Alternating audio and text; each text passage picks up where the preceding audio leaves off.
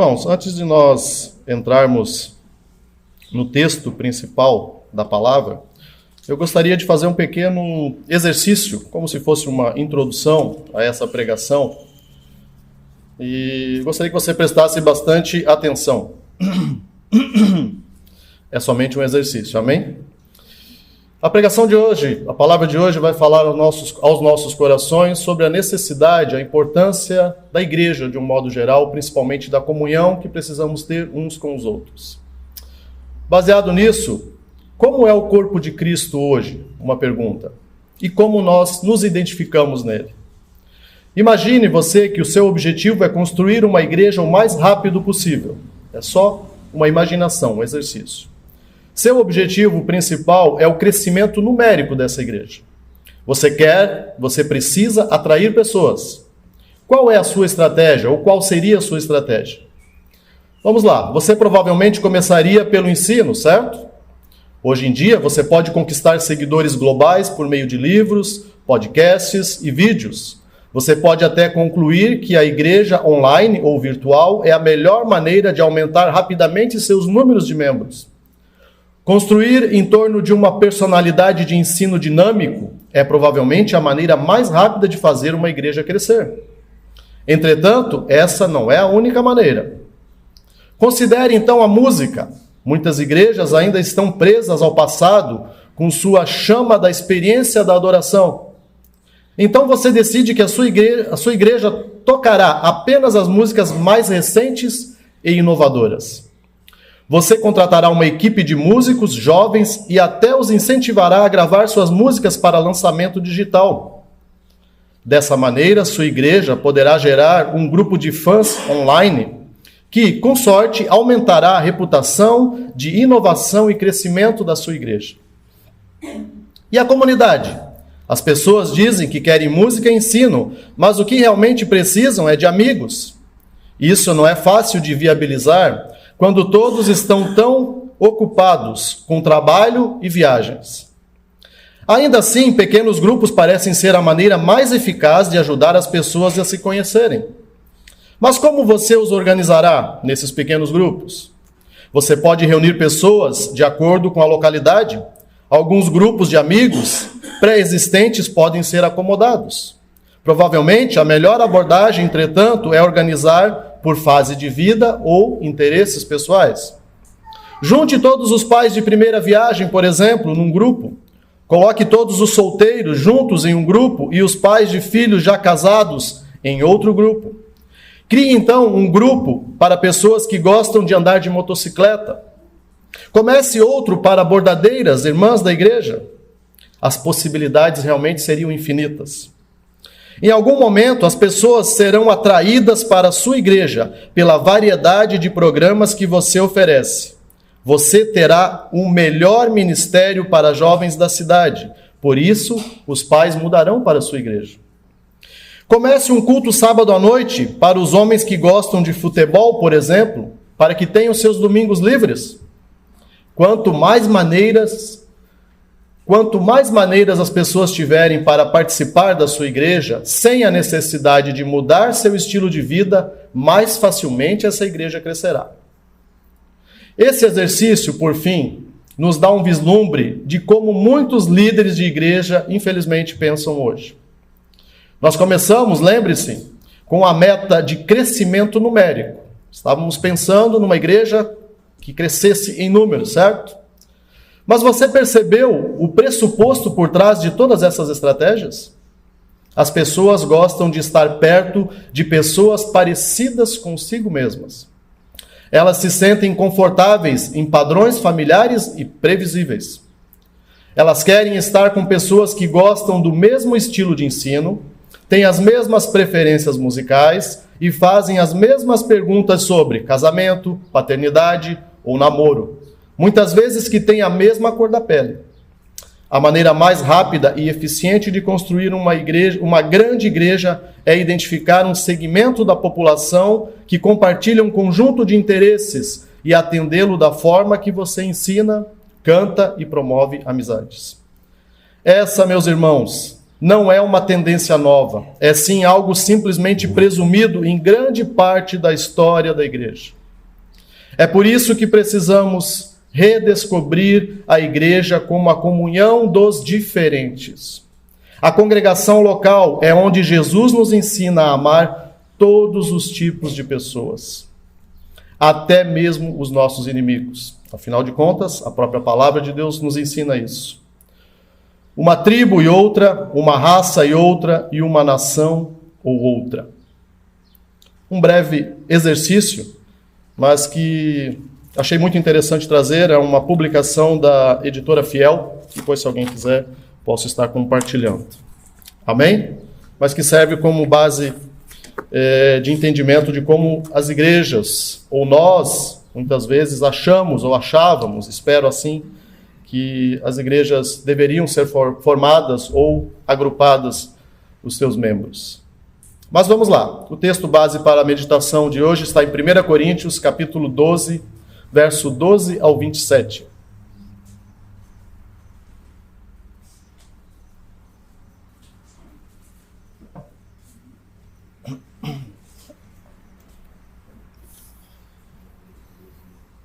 Primeira Coríntios, capítulo 12, vamos meditar do verso 12 ao 27.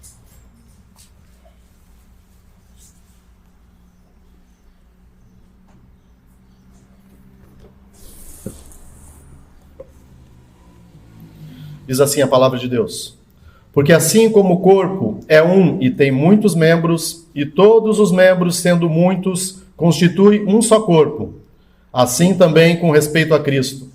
Pois em um só Espírito todos nós fomos batizados em um corpo, quer judeus, quer gregos, quer escravos, quer livres. E a todos nós foi dado beber de um só Espírito.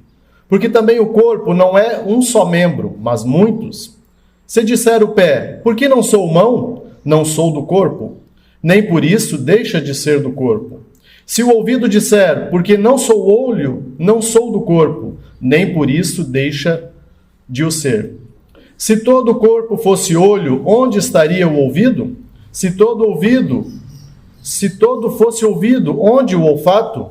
Mas Deus dispôs os membros, colocando cada um deles no corpo, como lhe aprouve. Se todos, porém, fossem um só membro, onde estaria o corpo? O certo é que há muitos membros, mas um só corpo. Não podem os olhos dizer à mão, não precisamos de ti, nem ainda a cabeça aos pés, não preciso de vós.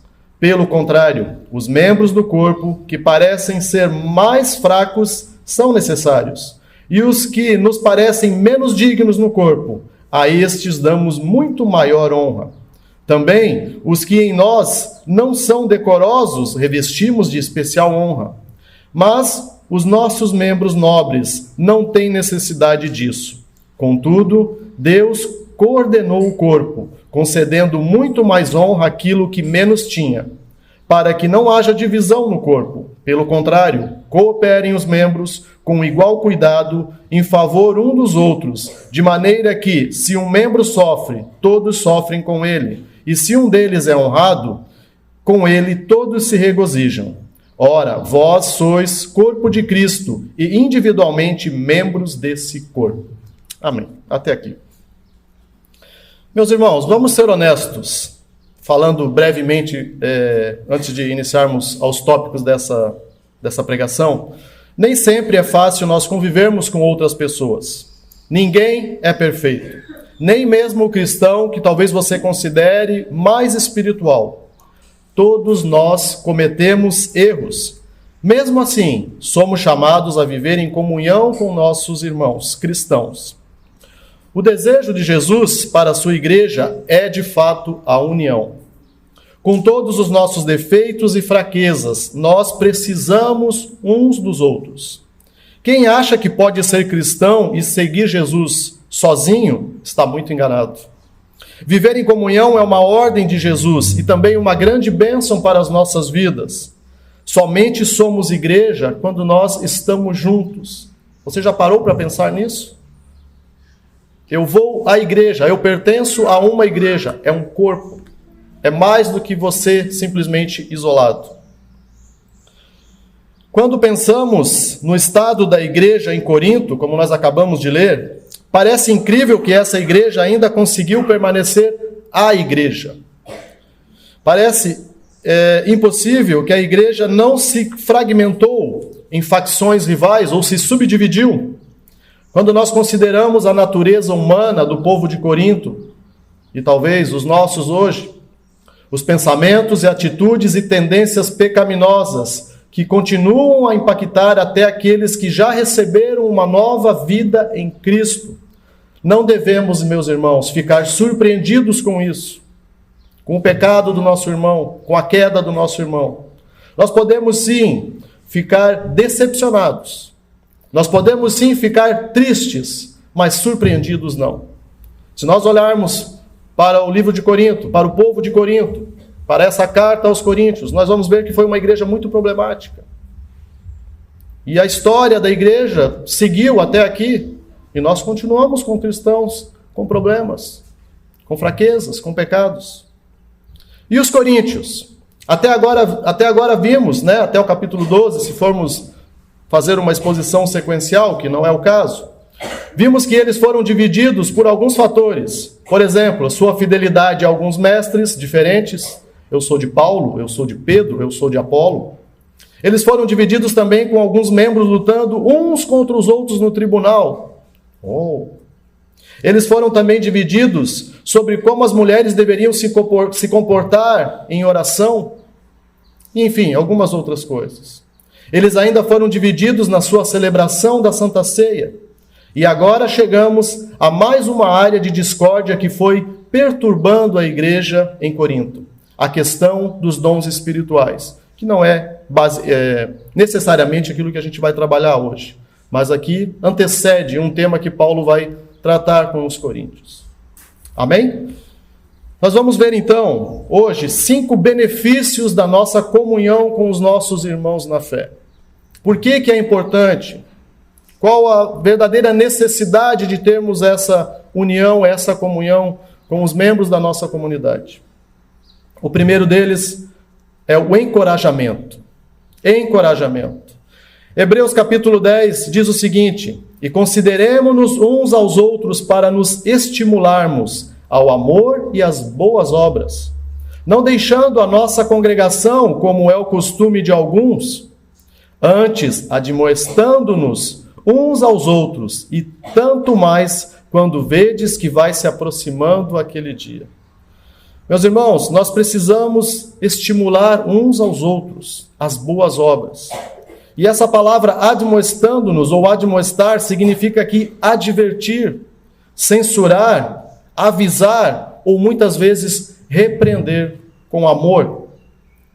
Quando estamos sozinhos e isolados, facilmente nós caímos no desespero diante das dificuldades da vida. Quem nunca?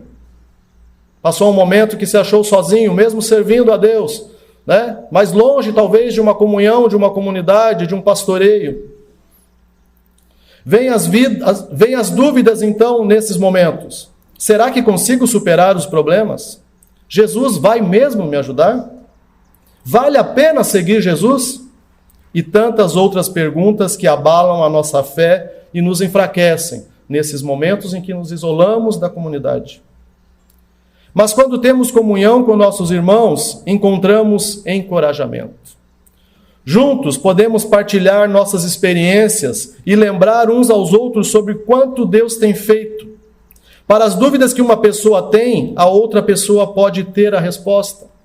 E quando temos comunhão, encontramos mais motivação para continuar, porque vemos que não estamos sozinhos.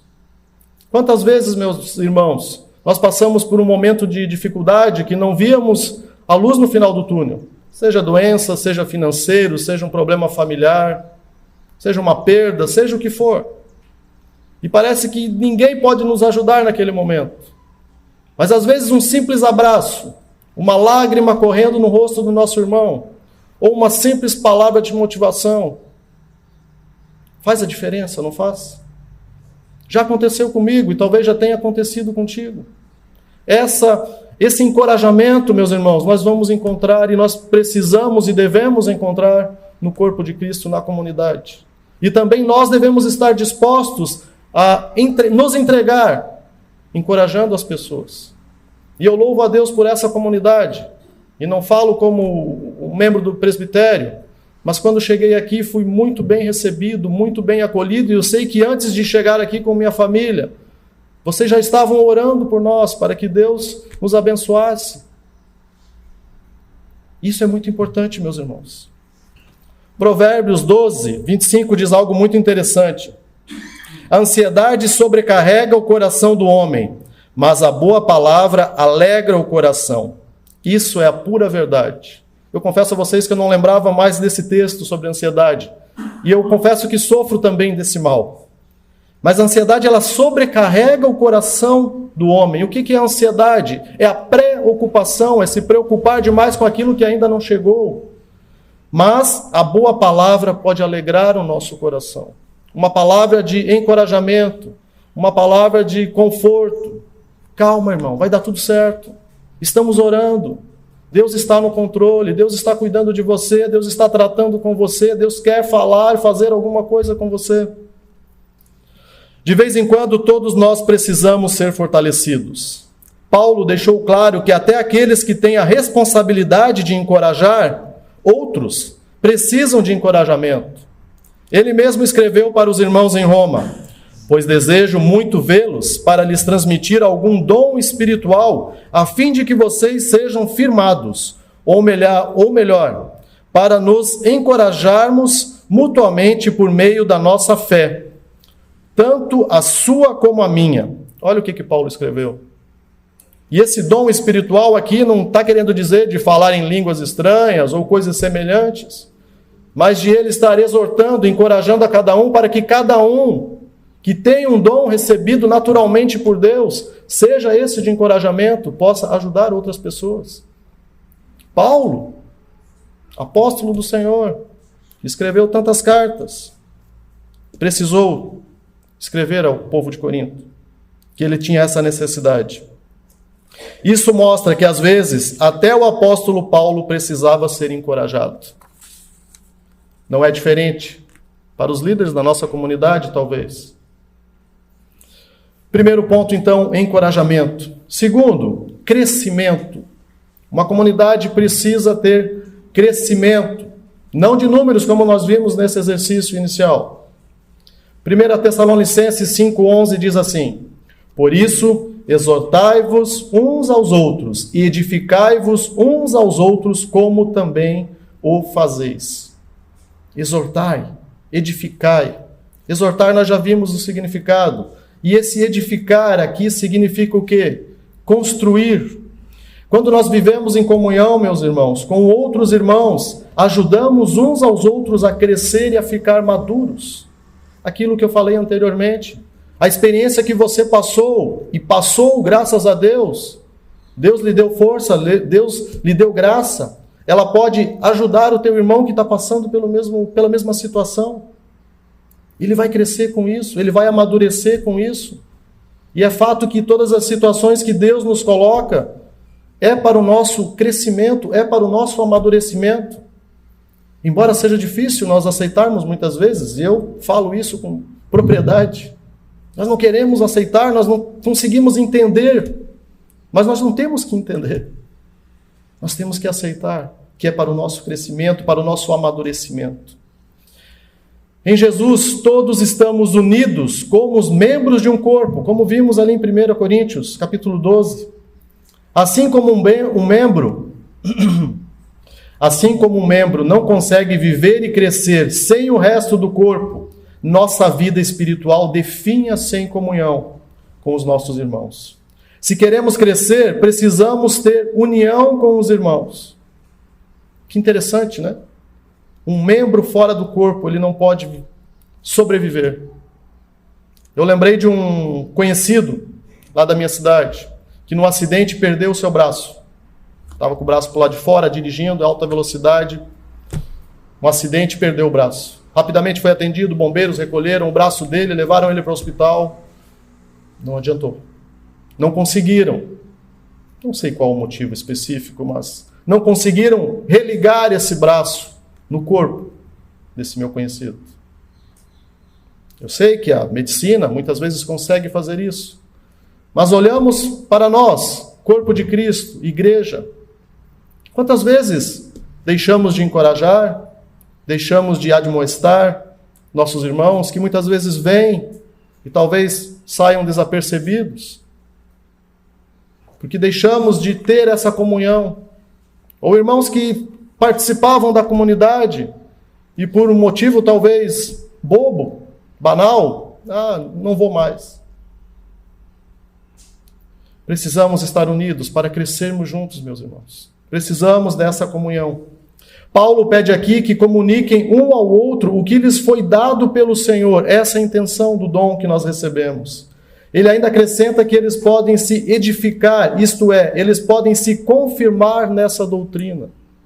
Como é que nós nos edificamos, meus irmãos? Dando conselho vão? Não, conselhos baseados na palavra de Deus, conselhos de experiências, como eu falei, que nós tivemos com o Senhor. Nós crescemos juntos com isso. Romanos ainda cita: cada um de nós deve agradar ao seu próximo para o bem dele, a fim de edificá-lo. Esse agradar não é passar a mão na cabeça, como a gente vê por aí em muitos lugares. Não, irmão, vai dar tudo certo, fica tranquilo, continue com o seu pecado, aí isso aí vai passar. Segue, vida segue, toca o barco. Esse agradar aqui, nessa tradução, claro, tem o sentido de exortar, de animar, de estimular. Nós podemos crescer juntos, estimulando uns aos outros. Irmão, eu acho que essa atitude que você teve aí não condiz com a palavra de Deus. Acho que Deus está querendo te mostrar isso, talvez ou não. Com amor, claro, com prudência, né? Não chegando, tacando o dedo na cara do irmão. Mas o fato é que nós precisamos crescer juntos, meus irmãos, nessa comunhão. Terceiro ponto, ajuda.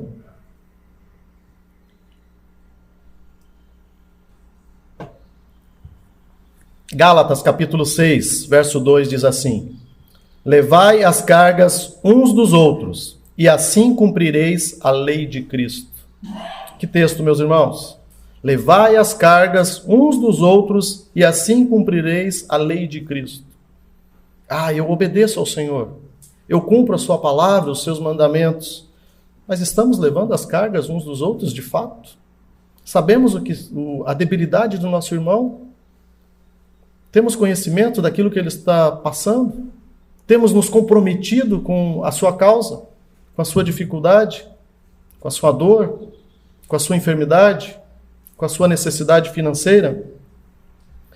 Ser cristão, como eu disse anteriormente, não é fácil. Enfrentamos muitos desafios, dificuldades e tentações. Muitas vezes até comparamos-nos com o ímpio, né? Nossa, meu vizinho é ímpio, ele não passa o que eu estou passando. Mas em Jesus nós encontramos a ajuda que precisamos para vencer.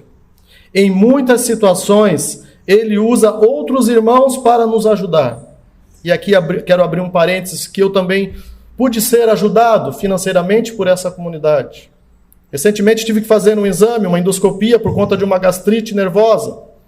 E os irmãos, sem eu pedir nada, foram estimulados, foram em comum acordo, levantaram um valor que para cada um ficou praticamente insignificante, mas que para mim seria pesado naquele momento. Isso é um verdadeiro exemplo de ajuda, falando, claro, financeiramente, mas poderia ser outros exemplos. Eu lembro de uma ocasião numa comunidade onde uma pessoa estava com necessidade de comprar remédios e não tinha condições. E rapidamente um grupo levantou uma oferta ali que cobriu aquela despesa daquele irmão. E foram lá e compraram os remédios e abençoaram aquela pessoa. Que gesto nobre de ajuda. Todos somos chamados a ajudar uns aos outros. Em vez de enfrentar todos os desafios sozinhos, podemos partilhar a carga com os nossos irmãos, agindo em solidariedade. As fraquezas ou pecados sobre os quais gememos são chamados de fardos. Essa frase é apropriada em uma exortação ao comportamento bondoso, pois a natureza nos dita que aqueles que se dobram sobre um fardo devem ser aliviados. O que significa isso, meus irmãos? Se nós vemos uma pessoa ali carregando um fardo pesado, automaticamente nós percebemos que aquela pessoa não está conseguindo carregar aquilo ali. Eu poderia citar o exemplo de eu querer tirar esse púlpito daqui e colocar ali embaixo. Eu não conseguirei, ou talvez irei quebrá-lo. Mas automaticamente alguém vai perceber, puxa, ele está precisando de ajuda. É esse tipo de ajuda. Ele nos ordena a suportar os encargos. Não devemos ceder ou ignorar os pecados pelos quais nossos irmãos são pressionados, mas ajudá-los a aliviar, o que só pode ser feito mediante uma correção suave e amigável. Você não vai chegar criticando ou condenando o seu irmão, mas você vai ajudar ele, exortando com amor, ouvindo aquilo que ele está passando.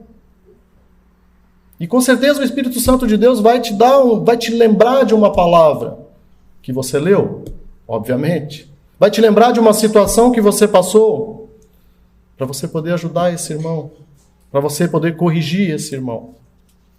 E esse foi o terceiro ponto, ajuda. Quarto ponto, força.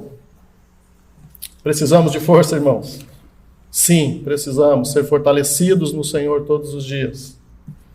Provérbios 27:17 diz o seguinte: com o ferro se afia, assim o homem ao seu amigo.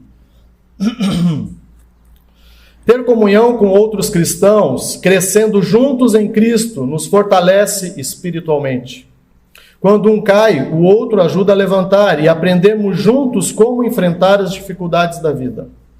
Até os apóstolos mais experientes viajavam em equipes, de 2 em 2, por exemplo, como foram ordenados. Eles sabiam que juntos tinham mais força e segurança.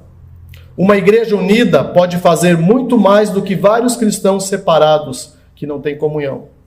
Juntos, nós podemos chegar mais longe. É aquilo que o pastor Alberto fala sempre, né, ou quase sempre no final das nossas reuniões. Compartilhe a pregação de hoje. Compartilhe nas redes sociais. E como nós somos desleixados quanto a isso, outras pessoas serão alcançadas, outras pessoas serão exortadas, outras pessoas serão edificadas. Eclesiastes ainda cita um texto bem interessante. É melhor ter companhia do que estar sozinho, porque maior é a recompensa do trabalho de 2 pessoas. Se um cair, o amigo pode ajudá-lo a levantar-se. Mas pobre do homem que cai e não tem quem o ajude a levantar-se. Um homem sozinho pode ser vencido, mas 2 conseguem defender-se. Um cordão de 3 dobras não se rompe com facilidade. A gente conhece esse texto, né? Decorado já. Um cordão de 3 dobras não se rompe com facilidade.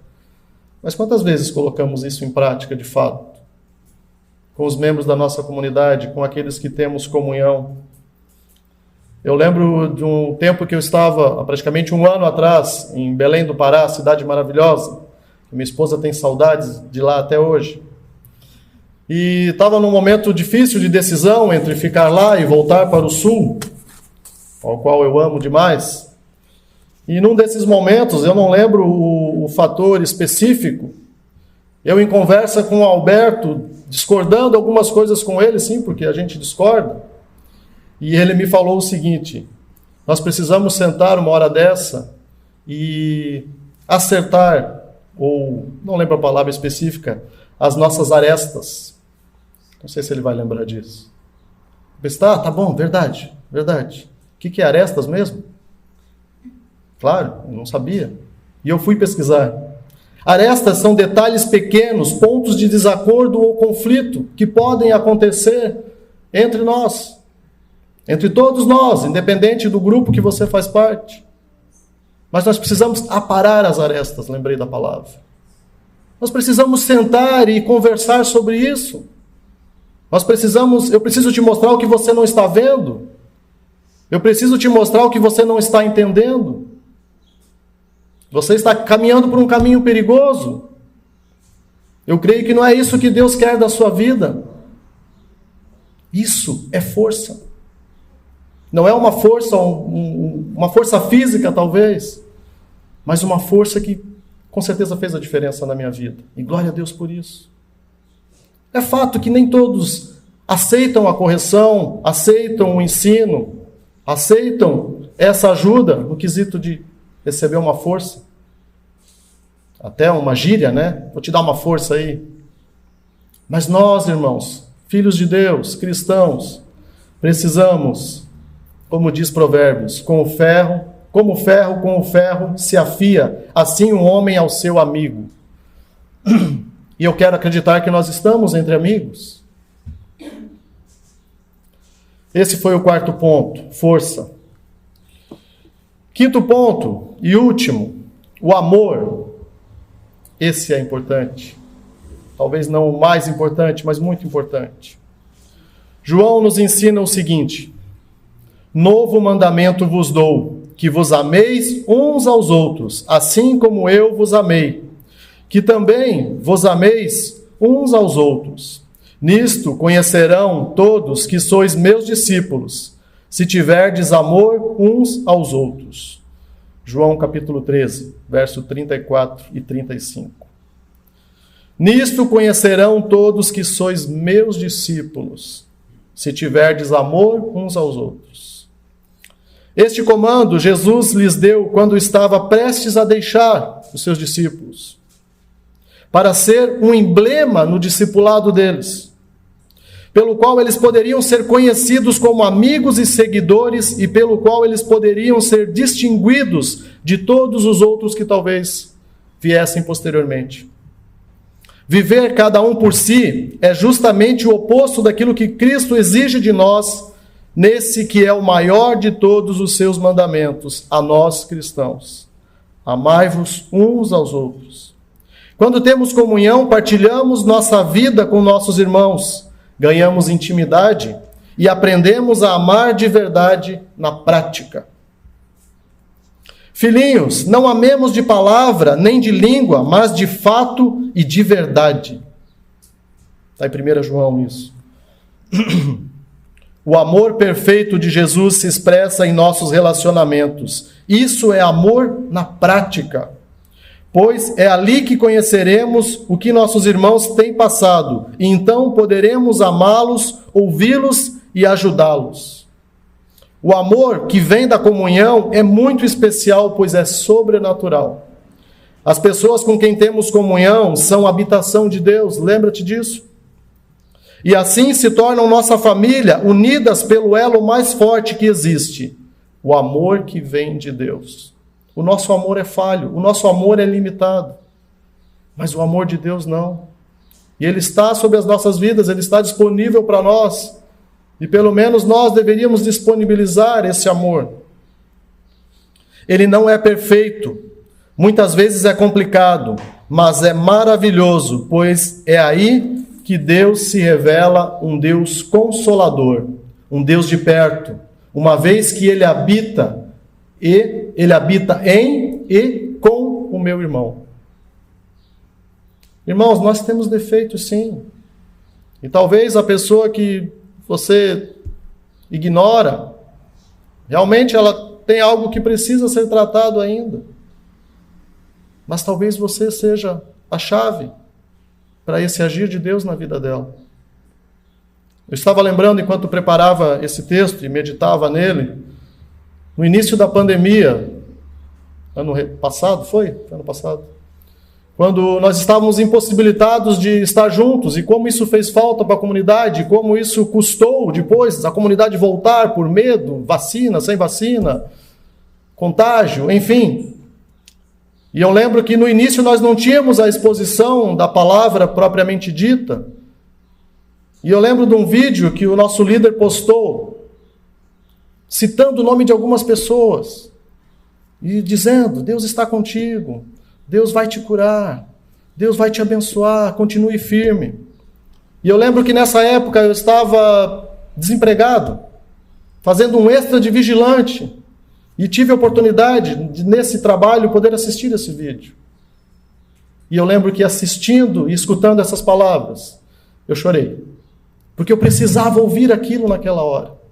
Sozinho, isolado, desempregado, preocupado. Como vai ser meu futuro? Como vai ser o futuro da minha família? Eu sei que Deus está comigo, mas o que eu faço? E eu lembro que o Alberto citou, Pacheco, Deus está contigo aí. O nome dele vai ser glorificado e glória a Deus por isso, porque hoje, de fato, eu percebo isso mais claramente. E eu lembro de alguns nomes que foram citados em nossa comunidade. E praticamente todos estão aqui. E glória a Deus por isso. Porque tivemos uma palavra de encorajamento, porque tivemos uma palavra de amor, porque fomos lembrados. Ah, mas era o nosso líder, glória a Deus por isso. Mas também é nosso papel, irmãos. Também é nosso papel. É fato que também nós, muitas vezes, omitimos as nossas dificuldades dos nossos irmãos. Ah, eu não quero incomodar. Ah, a igreja já tem problema que chega. Nós somos um problema, sempre seremos. Mas você precisa compartilhar aquilo que você está sentindo, aquilo que você está passando. Eu estou me sentindo só, eu estou me sentindo afastado, eu estou sentindo falta de amor dos irmãos, eu estou sentindo, sei lá, o que talvez você pudesse enumerar aqui. Eu não vejo a luz no final do túnel. As perguntas que eu citei no início, será que Jesus está comigo realmente? Será que eu vou ver a solução desse problema? Nós precisamos compartilhar, irmãos, as nossas vidas. E eu sei que alguns têm mais dificuldade de se expor, mas sempre tem alguém que você é mais chegado. Você tem um pastor que está aqui especialmente para isso, para te ouvir, para poder te ajudar com uma exortação, com um puxão de orelha talvez, mas isso é bom. Isso vem de Deus.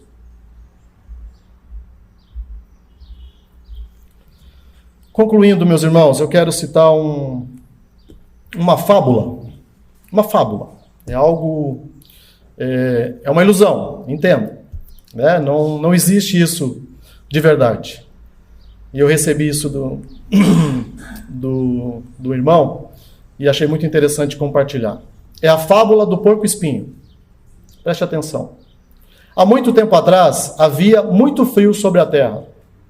Os porcos-espinhos, percebendo a situação, resolveram se juntar em grupos, assim se protegeriam mutuamente. Mas os espinhos de cada um feriam os companheiros mais próximos, obviamente. Por isso decidiram rapidamente se afastar uns dos outros, e então começaram de novo a morrer congelados. Então precisaram fazer uma escolha. Ou morriam de frio, ou aceitavam os espinhos dos companheiros. Com sabedoria, decidiram voltar e ficar juntos. Aprenderam assim a conviver com as pequenas feridas em relação com uma pessoa muito próxima, que uma pessoa muito próxima poderia causar, já que o mais importante era o calor do outro. Eles descobriram que eles precisavam uns dos outros, não importando as dificuldades do relacionamento, e assim sobreviveram. O que isso nos ensina, meus irmãos?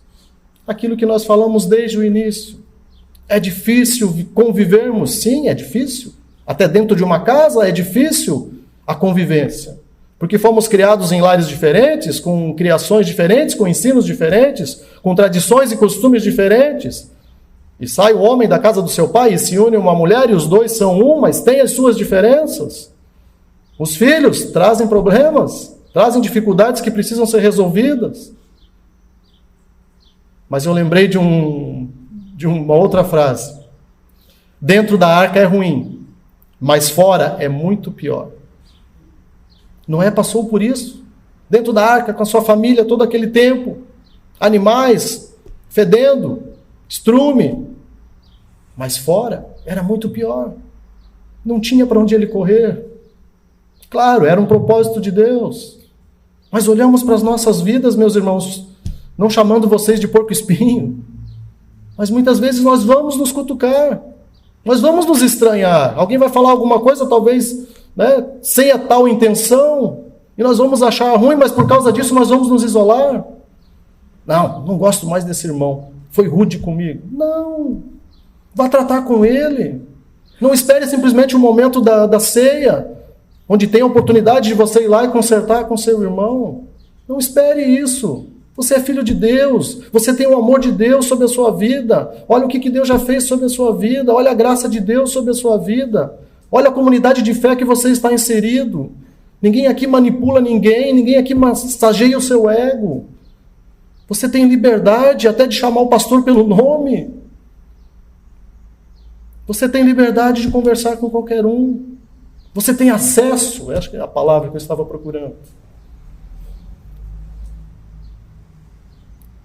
Muitas vezes nós criticamos o ímpio, aquele que não conhece a Deus, aquele que não teme a Deus, aquele que não serve a Deus.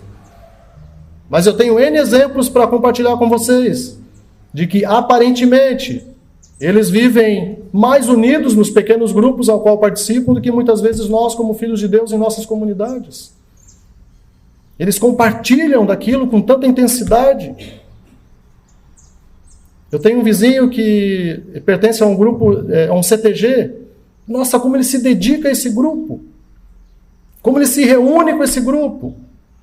Eu não vou dizer que inveja dele, porque eu não curto isso. E que inveja é pecado também, obviamente.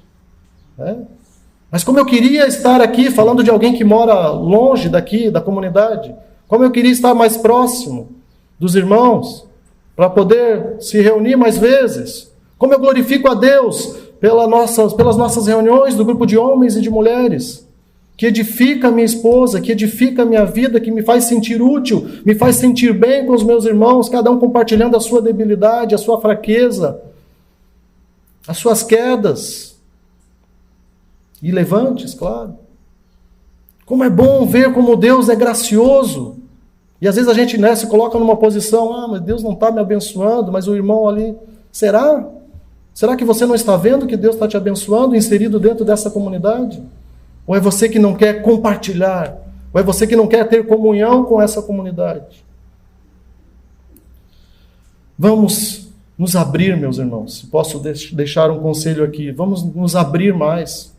Vamos abrir as portas das nossas casas para nos visitar. Vamos nos conhecer mais intimamente. Vamos conhecer as nossas necessidades, as nossas debilidades. Não é a tua vizinha, por mais que ela seja tua amiga, que tem que saber mais da tua vida do que os teus irmãos. Não, você pertence a essa comunidade. E essa comunidade tem a obrigação de lhe ajudar, de lhe edificar, de admoestar, de lhe ensinar. É nessa comunidade que nós prestamos contas das nossas vidas. Deus não vai vir buscar uma pessoa, uma placa de igreja, Ele vai vir buscar um corpo, o corpo de Cristo.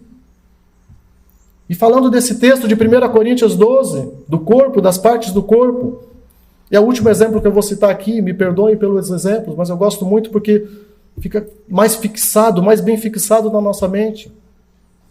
Eu lembro de um exemplo de alguém que a esposa gostaria de colocar um quadro na sala da sua casa. E essa esposa é parecida com a minha. É meio indecisa. Eu quero esse quadro aqui nessa parede da direita. E foi lá o marido com preguinho, martelo. Quando ele foi dar martelada para pregar o prego na parede de madeira, ela, não. Na esquerda vai ficar melhor, nessa parede aqui. Então o marido, paciente, foi para a parede da esquerda. Prego, martelo, quando ele ia dar a martelada, não, acho que vai ficar melhor na parede do fundo. O marido, assim como eu faria, deu aquela suspirada, tá bom, e foi para a parede do fundo. E quando chegou na parede do fundo, finalmente foi bater no prego com o martelo e acertou o dedo. E automaticamente aquele marido pegou o seu dedão, abraçou. E é o que talvez você faria e eu faríamos. Abraçou e beijou. E ficou ali, massageando aquele dedo, ardendo. O que eu quero dizer com isso, meus irmãos? Nós somos partes do corpo de Cristo. Quando um membro sofre, todos nós devemos sofrer. Nos abraçar, nos unir. Um exemplo bobo, talvez, mas que revela uma grande realidade. Chorai com os que choram. Se alegre com os que se alegram. Compartilhe aquilo que Deus está fazendo na sua vida. Ajuda o irmão necessitado. Às vezes ele só quer ouvir uma palavra. Às vezes ele não precisa de dinheiro, às vezes ele só quer um abraço. E glória a Deus porque Deus colocou essa palavra no meu coração. Porque é algo que é uma necessidade minha. E eu creio que também é uma necessidade para a nossa comunidade. E glória a Deus porque chegou esse esboço, que foi com certeza adaptado e inserido alguns textos, mas que serve muito para a nossa edificação. Finalizando, meus irmãos, quero falar ainda duas coisas. Primeiro, o Covid está aí, a vacina está aí, primeira, segunda, terceira dose, uns têm mais temor, outros têm menos temor. Amém, nós respeitamos isso, a liderança dessa igreja respeita isso. Mas não deixe que isso seja um empecilho para você ter comunhão, para você participar dos cultos. Temos duas opções no domingo. E eu me esforço muito para estar pelo menos numa delas, dessas reuniões todos os domingos. Participe dos grupos de oração, é ali que você vai conhecer a debilidade do seu irmão, que você vai poder expor a sua debilidade a um grupo pequeno. Não vai ser falado ao microfone, não vai ser gravado. Não.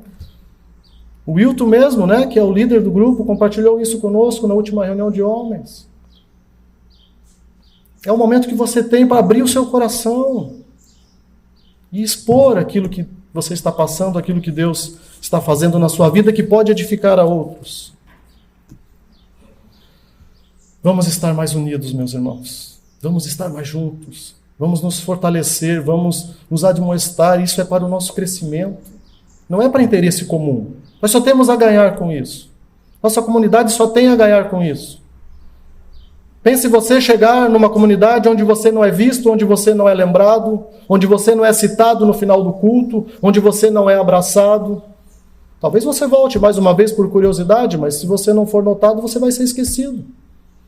E esse é um ditado que eu aprendi no quartel. Quem não é visto não é lembrado. E a liderança da igreja não vai conseguir lembrar de todo mundo. Cada um tem suas atribuições, pode lembrar aleatoriamente. E eu creio que o nosso líder faz isso. Mas se mostre você, saia do casulo. Ei, estou aqui, estou bem. Ou não estou bem.